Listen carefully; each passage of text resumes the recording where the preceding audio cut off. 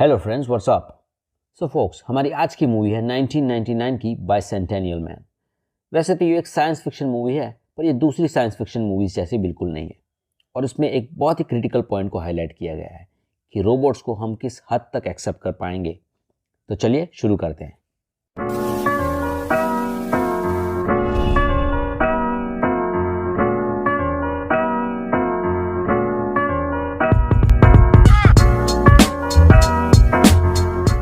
First of all, इस movie में distant future दिखाया गया है जहाँ पर फ्लाइंग कार्स है और दुनिया ह्यूमन सर्विंग रोबोट से भरी पड़ी है।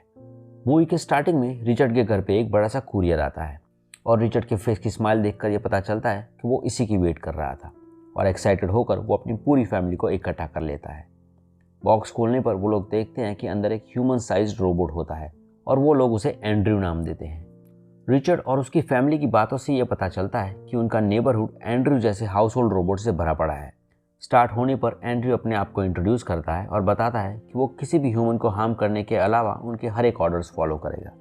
धीरे धीरे वो लोग एंड्रयू से यूज्ड टू हो जाते हैं और एंड्रयू घर साफ करने से लेकर खाना बनाने तक उनके लिए हर एक काम परफेक्शन से करता है और वो लोग एंड्रयू से काफ़ी खुश हो जाते हैं। पर थोड़ा टाइम जाने पर रिचर्ड नोटिस करता है कि एंड्रयू दूसरे रोबोट से काफ़ी अलग होता है। उसमें नई नई चीज़ें सीखने की क्यूरियोसिटी होती है। वो अपनी सोच और क्रिएटिविटी से नए नए ऑब्जेक्ट्स क्राफ्ट करता है। उसे म्यूज़िक सुनना बहुत पसंद होता है और तो और उसमें फीलिंग्स भी होती है। जब रिचर्ड एंड्रयू को बनाने वाली कंपनी के मालिक से बात करता है तो उसका मालिक ये कहता है कि शायद एंड्रयू के पॉजिट्रॉनिक ब्रेन में कोई तकनीकी खराबी हो गई है, इसीलिए एंड्रयू ये कैरेक्टरिस्टिक शो कर रहा है और उसने दूसरे कोई भी रोबोट में ऐसे कैरेक्टरिस्टिक कभी नहीं देखे। वो रिचर्ड को एडवाइस करता है कि एंड्रयू को डिस्ट्रॉय कर देना चाहिए। रिचर्ड को यकीन नहीं होता कि एंड्रयू की कंपनी का मालिक एंड्रयू को स्टडी करने के बजाय उसे डिस्ट्रॉय करने की बात कर रहा है, क्योंकि रिचर्ड को पता है कि एंड्रयू एक यूनिक रोबोट है और वो एंड्रयू को लेकर वहाँ से चला जाता है। रिचर्ड कहता है कि वो चाहता है कि एंड्रयू नई नई चीज़ें सीखे और वो एंड्रयू की हेल्प करके उसे उस मुकाम तक पहुँचाना चाहता है जहाँ तक वो पहुँच सकता है। रिचर्ड उसे बताता है कि एंड्रयू चाहे उस मुकाम तक पहुँच सकता है क्योंकि एंड्रयू के लिए टाइम एंडलेस है। पर तब एंड्रयू को ये बात पता नहीं चलती कि उसके लिए टाइम एंडलेस कैसे हो सकता है। रिचर्ड की छोटी बेटी अमेंडा और एंड्रयू गहरे दोस्त बन जाते हैं और खेल खेल में एंड्रयू अमेंडा से लाइफ के कई वैल्यूएबल लेसन सीखता है। देखते ही देखते कई साल गुजर जाते हैं और एंड्रयू और अमेंडा की दोस्ती बहुत ही गहरी हो जाती है। एंड्रयू की क्राफ्ट की गई आइटम्स को बेचकर काफ़ी पैसे इकट्ठा हो जाते हैं जिन्हें रिचर्ड एंड्रयू के नाम पर बैंक में सेव कर देता है। एक दिन अमेंडा एंड्रयू से कुछ खास बात करने आती है और बताती है कि उसके बॉयफ्रेंड फ्रैंक ने उसे मैरिज के लिए प्रपोज किया है और फ्रैंक उसे पसंद भी है, पर उसने फ्रैंक का प्रपोजल अभी एक्सेप्ट नहीं किया है।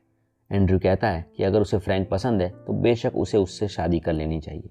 तब अमेंडा उसे बताती है कि वो खुद के एक फ्रेंड को लेकर कंफ्यूज है क्योंकि उसका ये फ्रेंड बहुत ही खास है। उन दोनों के बीच की अंडरस्टैंडिंग कमाल की है और वो जब भी अपने इस फ्रेंड के साथ होती है तो वो फ्रैंक को बिल्कुल भूल ही जाती है।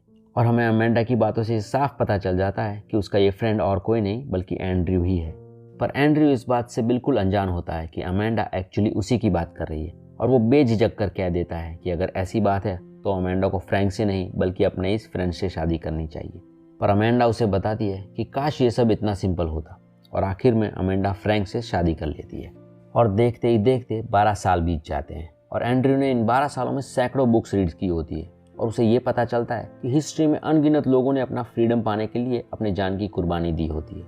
और उसे ये रियलाइज़ होता है कि वो भी अपना फ्रीडम पाना चाहता है क्योंकि देखा जाए तो वो भी रिचर्ड और उसकी फैमिली का गुलाम ही है।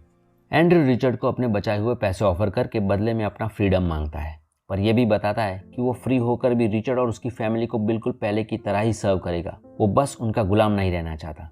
पर जब रिचर्ड को ये पता चलता है कि एंड्रयू अपने आप को गुलाम समझता है तो वो काफ़ी शॉक और दुखी हो जाता है। रिचर्ड एंड्रयू के ऑफर किए गए पैसे तो बिल्कुल नहीं लेता, पर उसे फ्री करके घर छोड़कर जाने के लिए कहता है और एंड्रयू वहाँ से चला जाता है। एंड्रयू बीच पर अपना घर बनाकर वहाँ रहने लगता है और 16 साल बाद अमेंडा एंड्रयू से मिलने उसके घर आती है और उसे बताती है कि रिचर्ड ने उसे बुलाया है। वहाँ जाने पर एंड्रयू देखता है कि रिचर्ड अपने डेथ बेड पे है और वो दोनों एक दूसरे को आखिरी गुड बाय कह देते हैं। और रिचर्ड की डेथ होने पर पहली बार एंड्रयू को किसी के खोने का गम महसूस होता है। एंड्रयू अब अपनी लाइफ के उस स्टेज पर आ जाता है जब वो अपने एग्जिस्टेंस पर सवाल करने लगता है और ये सोचता है कि क्या पूरी दुनिया में वो एक अकेला ही यूनिक रोबोट है या उसके जैसे और रोबोट्स भी हैं। और वो पूरी दुनिया में अपने जैसे यूनिक रोबोट्स को ढूंढने के लिए निकल पड़ता है। और एंड्रयू को अपनी जर्नी में कई रोबोट्स मिलते हैं, मगर या तो वो सभी नॉन फंक्शनल होते हैं या फिर वो सब अपनी स्ट्रिक्ट प्रोग्रामिंग गाइडलाइंस फॉलो कर रहे होते हैं। और अपनी सर्च में 20 साल तक घूमने के बावजूद एंड्रयू को अपने जैसा यूनिक रोबोट कहीं नहीं मिलता।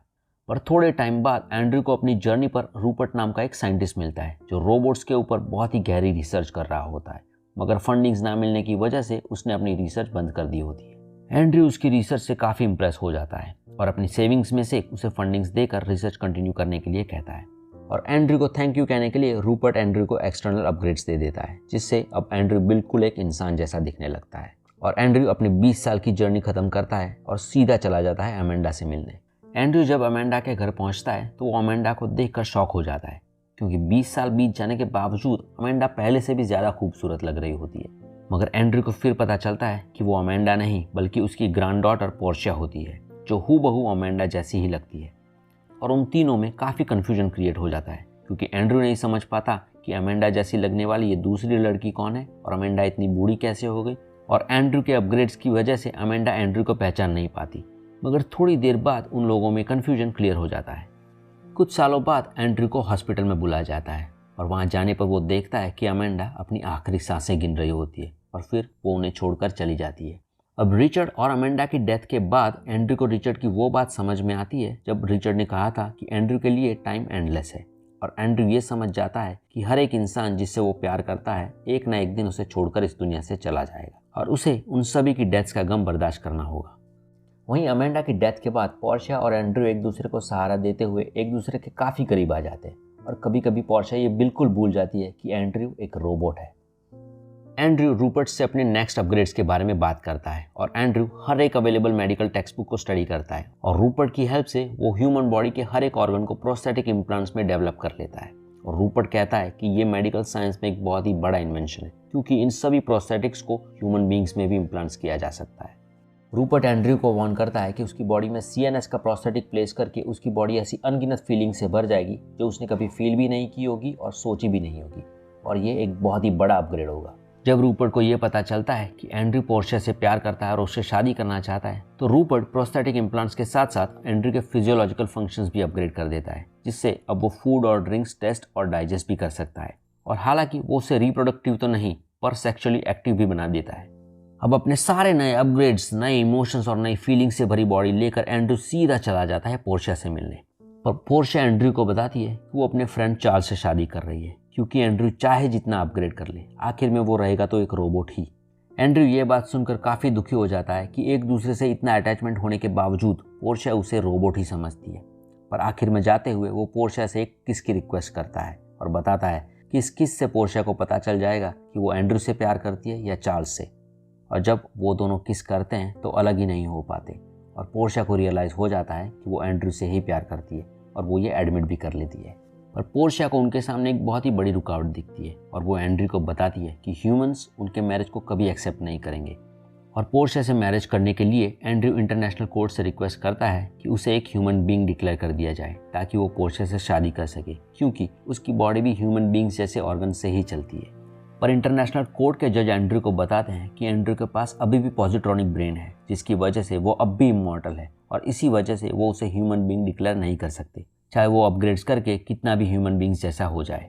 अपनी इमॉर्टलिटी से लड़ने के लिए एंड्रयू अपना पॉजिट्रॉनिक ब्रेन तो रिप्लेस नहीं कर सकता, पर वो अपने बॉडी फ्लूइड को ब्लड से रिप्लेस करवा लेता है, जिससे अब उसकी बॉडी एक नॉर्मल ह्यूमन बीइंग की तरह ही डिटीरियोरेट होगी। और कई सालों बाद एंड्रयू, जो कि अब बूढ़ा हो चुका है, एक बार फिर इंटरनेशनल कोर्ट से रिक्वेस्ट करता है कि उसे एक ह्यूमन बीइंग डिक्लेयर कर दिया जाए, क्योंकि वो एक नॉर्मल ह्यूमन बीइंग की तरह ही डिटीरियोरेट हो रहा है।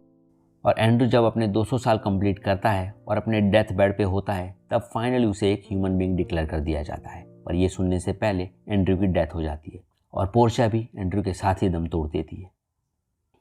सो मित्रों, ये थी बाइसेंटेनियल मैन की स्टोरी। मैं जानता हूँ कि ये थॉट आपको काफ़ी फनी लगेगा, पर ये मूवी देखने के बाद मुझे ऐसा फील हुआ कि एंड्रयू की बॉडी तो एक रोबोट की थी, पर उसकी सोल, उसकी जो अंतरात्मा थी, वो एक ह्यूमन बीइंग की थी। सो एनीवेज, वीडियो पसंद आया हो तो प्लीज़ लाइक एंड सब्सक्राइब कर दो और मिलते हैं नेक्स्ट वीडियो में। Take care.